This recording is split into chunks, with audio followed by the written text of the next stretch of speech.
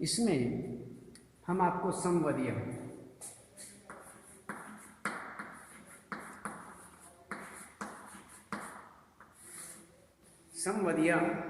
जो कि फणीश्वर नाथ रेणु, फणीश्वर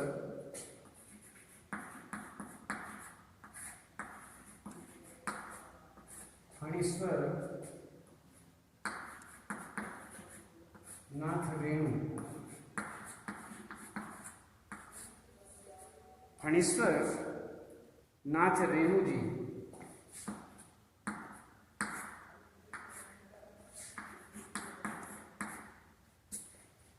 ये इसमें संवदिया।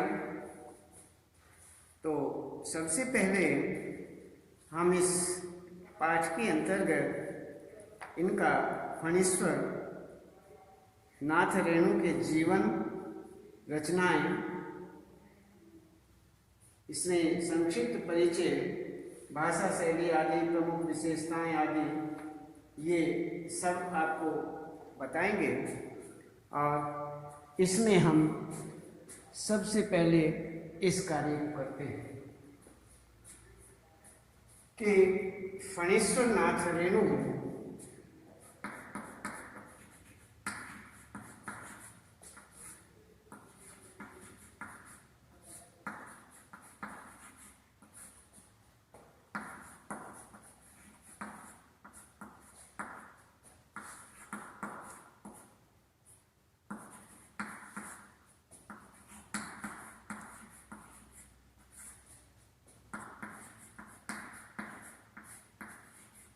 जीवन परिचय एवं साहित्यिक परिचय।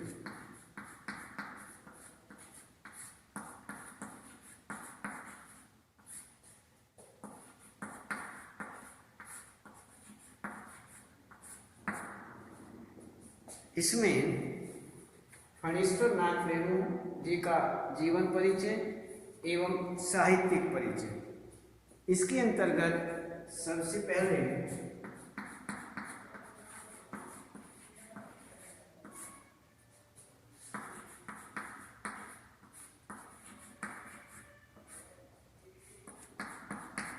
जीवन परिचय, साहित्यिक परिचय,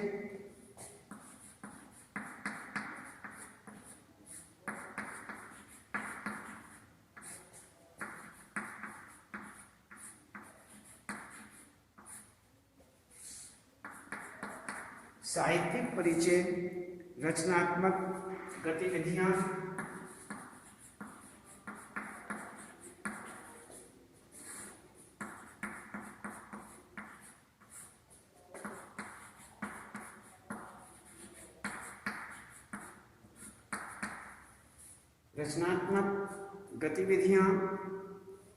भाषा शैली की विशेषताएं,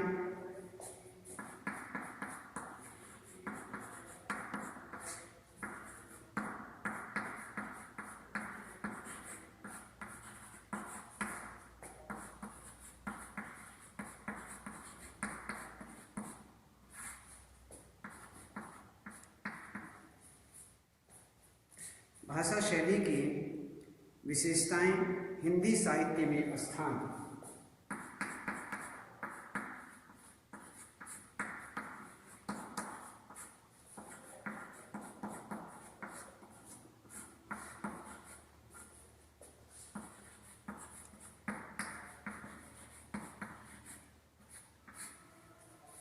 हिंदी साहित्य में स्थान। तो ये हमारा हुआ फणीश्वर नाथ रेणु जी के विषय में। अब हम सबसे पहले इनके विषय में देखते हैं कि इनका जीवन परिचय किस प्रकार से। तो जीवन परिचय के अंतर्गत हम फणीश्वर नाथ रेणु का जन्म बिहार राज्य के पूर्णिया जिले के औराही हिंगना नामक गांव में वर्ष 1921 में हुआ। कहते हैं कि इनका जो जन्म है वह 1921 में हुआ। 1921। कहाँ पर हुआ? ओराई हिंगना नामक गांव में। पूर्णिया जिला है, बिहार राज्य है, पूर्णिया जिला है, ओराही हिंगना नामक गांव है। उसमें 1921 में इनका जन्म हुआ। रेणु ने वर्ष 1942 के भारत छोड़ो आंदोलन में भाग लिया। भारत छोड़ो आंदोलन जो था उसमें ये 1942 में भाग लेते हैं। नेपाल की राणाशाही विरोधी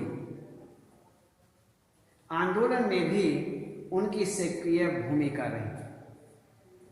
वहाँ पर इन्होंने राणाशाही विरोधी आंदोलन हुआ था, उसमें भी इन्होंने बढ़ चढ़ करके हिस्सा लिया। उस आंदोलन में भी ये सहयोगी सक्रिय भूमिका निभाने वाले रहे। तो रेणु राजनीति में भी सक्रिय रहे। रेणु जो हैं वो राजनीति के अंतर्गत राजनीति के क्षेत्र में भी सक्रिय रहे। वे प्रगतिशील विचारधारा के समर्थक थे। रेणु की रचनाओं में स्वतंत्रता के बाद लगातार बदलते सामाजिक परिदृश्य में ग्रामीण जीवन, जो ग्रामीण जीवन है वह, और इस प्रकार से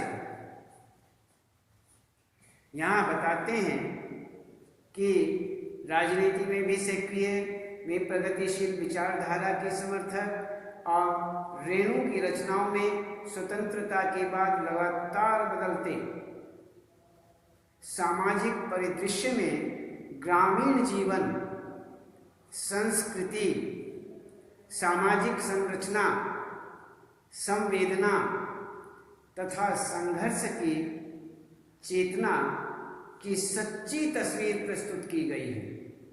आंचलिक जीवन को मार्मिकता के साथ सामने रखने में रेणु जो हैं एक प्रकार से अद्वितीय हैं। वह उन्हें प्रस्तुत करने में अद्वितीय बताए गए हैं, अर्थात दूसरा इनके सामने कोई नहीं, इस प्रकार की प्रतिभा संपन्न रहे।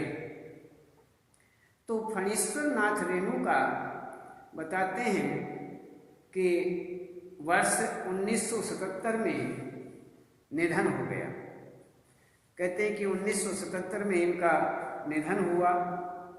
1921 में इनका जन्म हुआ और 1977 में इनका निधन हुआ। तो इस प्रकार से यहाँ पर ऐसा बताया गया।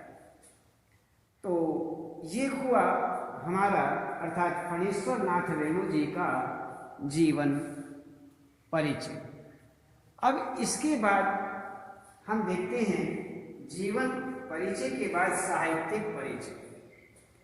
फणीश्वर नाथ रेणु प्रख्यात, बड़े ही प्रसिद्ध आंचलिक कहानीकार। वो आंचलिक कहानीकार, इन्होंने कहानियाँ लिखी। ये बहुत बड़े कहानीकार हैं। उनकी रचनाओं में प्रेमचंद की परंपरा को नई पहचान मिली। कहते हैं कि उन्होंने उनकी जो रचनाएं हैं उन रचनाओं में प्रेमचंद की परंपरा नई पहचान मिलती है।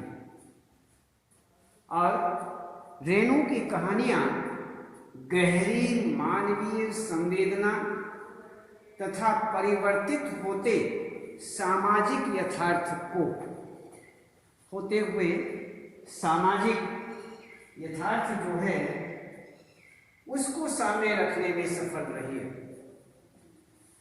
यथार्थ को सामने रखने में रेणु की जो कहानियां हैं वो गहरी मानवीय संवेदना तथा परिवर्तित होते जो सामाजिक यथार्थ है उनको यहाँ पर सामने रखने में सफल रही। आंचलिक कहानीकार रेणु ने अंचल विशेष की संस्कृति तथा जीवन का चित्रण अपनी कहानी तथा उपन्यासों में किया। कहानी और उपन्यास में वह इस प्रकार से कहानी तथा उपन्यासों में वह जीवन का चित्रण, संस्कृति तथा जीवन का चित्रण जो है अपनी कहानियों उपन्यासों में किया है। तो रेणु जी ने ग्रामीण प्रदेश की बुराइयों में अच्छाई ढूंढने का सर्वदा प्रयास किया। कहते हैं कि यहाँ पर वह इस प्रकार से कि रेणु जो थे वो ग्रामीण प्रदेश की बुराइयों में, गांव की जो बुराइयां थीं उनको ढूंढने का प्रयास करते थे। उन्होंने ढूंढने का अर्थात अच्छाइयाँ, बुराइयों में अच्छाइयाँ ढूंढने का सर्वदा प्रयास किया। बुराइयाँ हैं, बुराइयों में अच्छाइयाँ भी होती हैं और इन्होंने प्रयास किया कि बुराइयों में अच्छाइयाँ ढूंढने का पूर्ण प्रयास किया। अपनी गहरी संवेदना के कारण में अभावग्रस्त जनता की जो पीड़ा है उस पीड़ा को स्व अनुभूति के स्तर पर, स्वानुभूति के स्तर पर रचनाओं में स्थान देते हैं। अभाव कहते हैं कि यहाँ पर बहुत गहरी संवेदना का कारण में अभावग्रस्त की पीड़ा, जो अभाव के कारण ग्रस्त हैं जनता की, उन पीड़ा को स्वानुभूति के स्तर पर रचनाओं में स्थान देते हैं। तो इस प्रकार से यहाँ पर ऐसा बताया गया कि उनका जो साहित्य है, साहित्यिक परिचय वो इस प्रकार से है। अब हम यहाँ देखते हैं रचनात्मक गतिविधियाँ, जीवन परिचय, साहित्यिक परिचय और रचनात्मक गतिविधियाँ। तो फणीश्वरनाथ रेणु ने आंचलिक उपन्यास विधा को नया आयाम दिया। इनके उपन्यासों में मैला आंचल तथा परती परिकथा उल्लेखनीय है। मैला आंचल रेणु की रचनात्मक गतिविधि का सार माना जाता है। इस रचना ने आंचलिकता को नवीन परिभाषा दी। इसमें ग्रामीण जीवन में प्रवेश करती आधुनिकता तथा उससे उपजी समस्याओं की पड़ताल की गई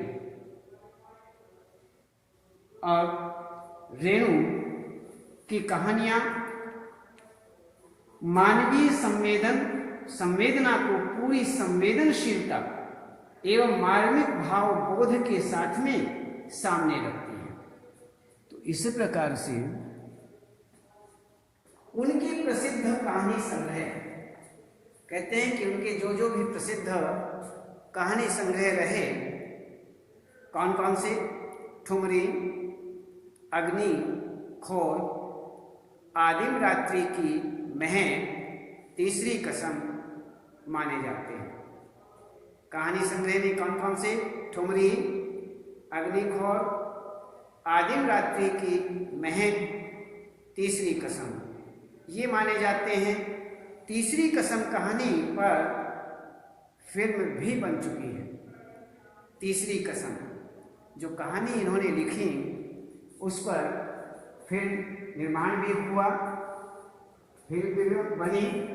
और रेणु की जो प्रसिद्ध कहानियों में एक लाल पान की बेगम, लाल पान की बेगम, ये इनकी प्रसिद्ध कहानियां हैं। इनमें पंचलाइट, जुलूस इत्यादि प्रमुख माने जाते हैं। इनकी रेणु जी की कुछ प्रसिद्ध कहानियां हैं और उन कहानियों में लाल पान की बेगम, पंचलाइट जुलूस इत्यादि, ये जो कहानियाँ हैं ये इनकी कहानियाँ प्रमुख मानी जाती हैं। तो इस प्रकार से यहाँ पर इनका ये रचनात्मक गतिविधियाँ मानी जाती हैं। अब इसके बाद हम देखते हैं भाषा शैली की क्या क्या विशेषताएं हैं।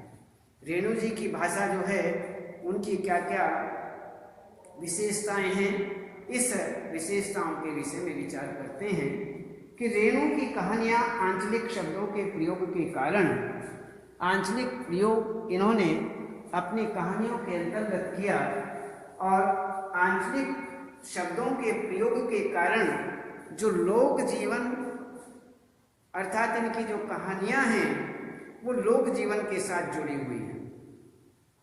आंचलिक शब्दों का इन्होंने विशेष रूप से अपनी कहानियों में प्रयोग किया और उन कहानियों में आंचलिक शब्दों का प्रयोग करने के कारण इनकी जो कहानियां हैं वह लोक जीवन के साथ जुड़ गई है, जुड़ी हुई है।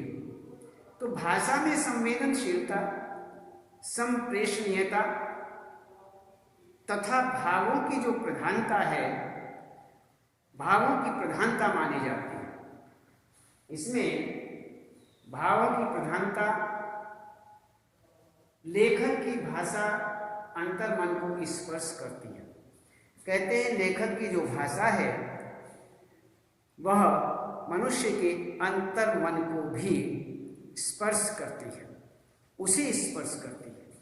तो इस प्रकार से यहाँ पर रेणु जी ने अपनी कहानियों में ग्रामीण वातावरण को प्रस्तुत किया।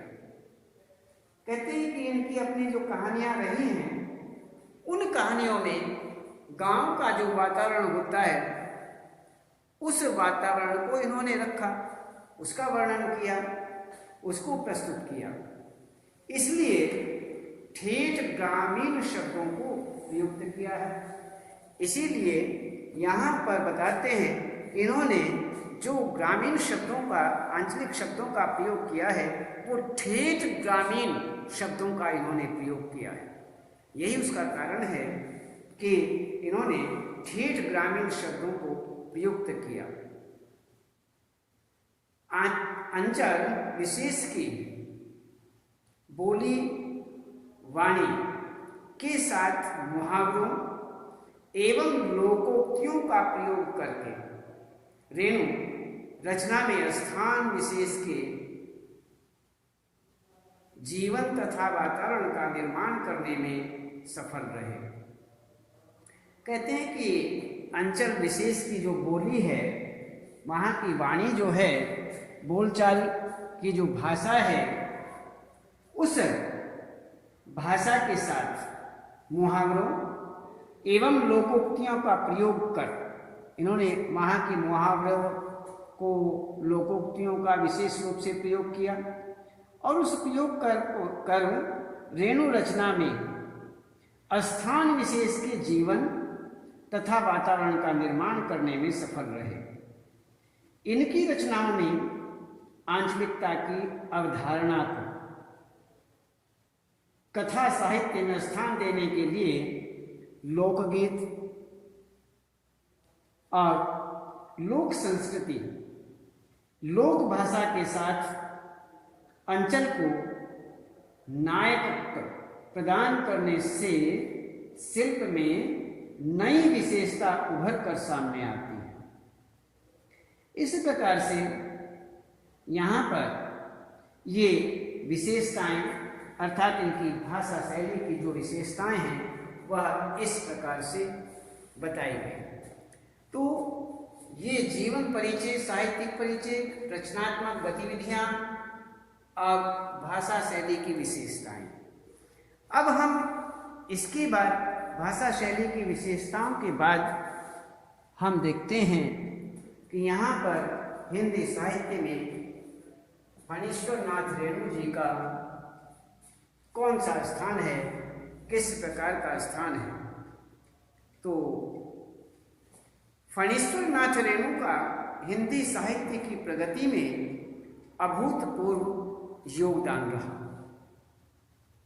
अभूतपूर्व योगदान बताया जाता है। रेणु जी ने कहानी, उपन्यास, निबंध, संस्मरण, रिपोर्टाज लिखे। उन्होंने अपनी रचनाओं में ग्रामीण समाज को एक नई पहचान भी दी है। इनके कृतित्व को हिंदी साहित्य में सदैव याद किया जाता है। तो इस प्रकार से हिंदी साहित्य जो है, उस हिंदी साहित्य में इनको विशेष रूप से याद किया जाएगा। तो इस प्रकार से जो इन्होंने कार्य किए हैं साहित्य के अंतर्गत, हिंदी के अंतर्गत, उसके कारण इन्हें हिंदी साहित्य में सदैव याद किया जाएगा, हमेशा याद किया जाएगा। तो इन्हें भूला नहीं जा सकता। तो इस प्रकार से यहाँ पर आपको फणीश्वर नाथ रेणु जी का जीवन परिचय, संक्षिप्त जीवन परिचय आपको दिया। इसमें साहित्यिक परिचय का आपको ज्ञान बताया गया। उसके बाद रचनात्मक गतिविधियाँ आपके सामने प्रस्तुत हुई। भाषा शैली की जो विशेषताएं रेणु जी, फणीश्वर नाथ रेणु जी के द्वारा जो भी यहाँ पर रचनाएं की गई, उसमें कौन सी शैली प्रयोग हुई हैं, इन शैलियों में भाषा शैली की यहाँ पर इनकी विशेषताएं बताई गई। और उसके बाद फणीश्वर नाथ जी का हिंदी साहित्य में स्थान के विषय में आपको बताया। तो इस प्रकार से यहाँ पर इनका जीवन और साहित्यिक परिचय जो है वो संक्षिप्त रूप में आपको बताया गया। अब हम इस विषय को देखते हैं कि यहाँ पर फणीश्वर नाथ रेणु जी जो हैं, वह जो इन्होंने ये पाठ लिखा है संवदिया, एक संदेश वाहक के रूप में लिखा है। अर्थात संदेश वाहक, संवदिया को बुलाया जाना, अर्थात संवदिया को बुलाया जाना, संदेश वाहक को बुलाया जाना। तो यहाँ पर पाठ के सारांश के रूप में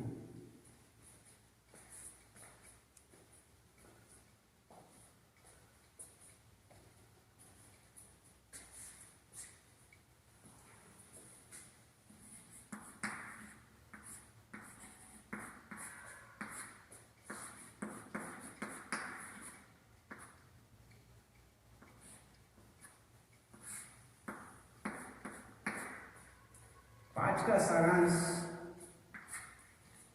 यहाँ पर सबसे पहले हम देखते हैं संवदिया। देश वाहक संदेश जो दिया जाता है, अर्थात किसी को चिट्ठी पत्री आदि संदेश देकर के किसी को कहीं भेजा जाता है, तो उस संदर्भ में यहाँ पर बताया गया है कि संवदिया को बुलाया जाना।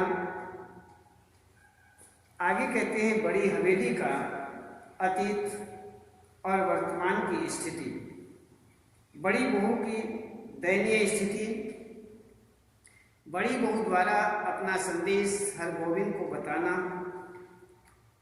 हरगोविंद द्वारा बिहारपुर की यात्रा करना, हरगोविंद को संदेश सुनाने की चिंता सताना, हरगोविंद तथा बड़ी बहू की माँ का वार्तालाप और हरगोविंद के मन में अंतर्ग्रंथ का चलना। और आगे कहते हैं हरगोविंद की वापसी की पैदल यात्रा। बड़ी बहू से हरगोविंद का वार्तालाप। तो हम इन सभी शीर्षकों के अंतर्गत यहाँ पर इस सारांश को देखेंगे और इस सारांश के विषय में आपको बताएंगे। तो यहाँ हम यह देखते हैं कि किस प्रकार से, तो सबसे पहले संवदिया।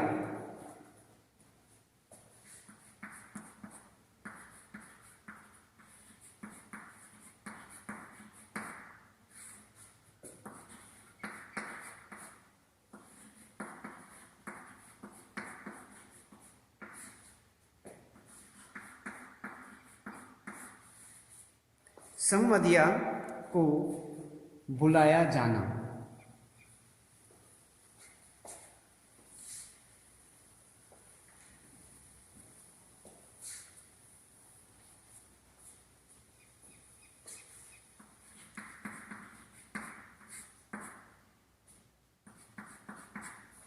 दूसरा इसमें आता है बड़ी हवेली का अतीत और वर्तमान की स्थिति।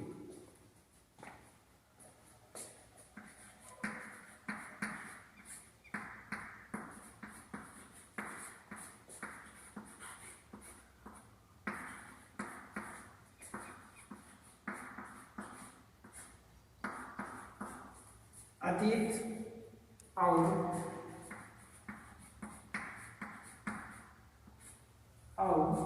वर्तमान की स्थिति।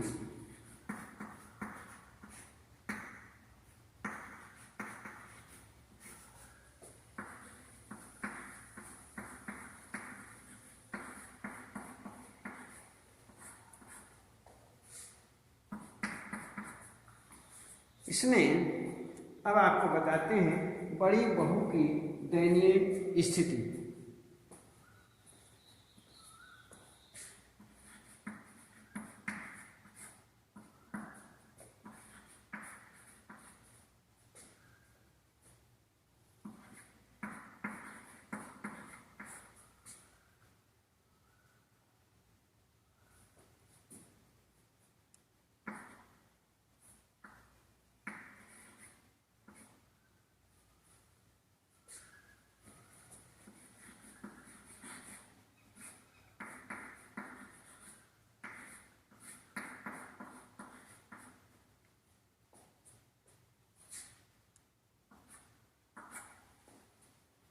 ये उसके बाद आता है बड़ी बहू द्वारा अपना संदेश हरगोविंद को बताना। हरगोविंद को बताया जाता है और इस प्रकार से वह यहाँ पर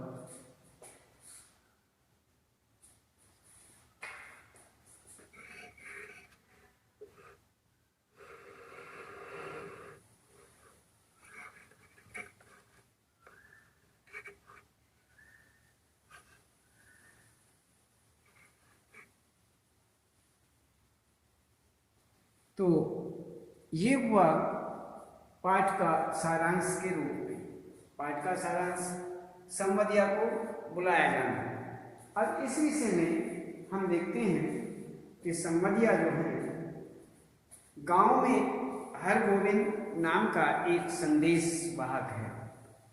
कहते हैं कि यहाँ पर एक संदेश वाहक है, वह एक स्थान से दूसरे स्थान पर संवाद पहुंचाने का काम करता है। अर्थात वह इस प्रकार से संदेश पहुंचाता है। जब से गांव में डाकघर की व्यवस्था हुई है तब से गांव में किसी को भी उसकी आवश्यकता नहीं पड़ती। ऐसे में हवेली से हरगोविंद के लिए बुलावा आने पर वह हैरान हो जाता है, हैरान होता है और वह अनुमान लगाता है कि जरूर कोई गुप्त समाचार लेकर जाना होगा।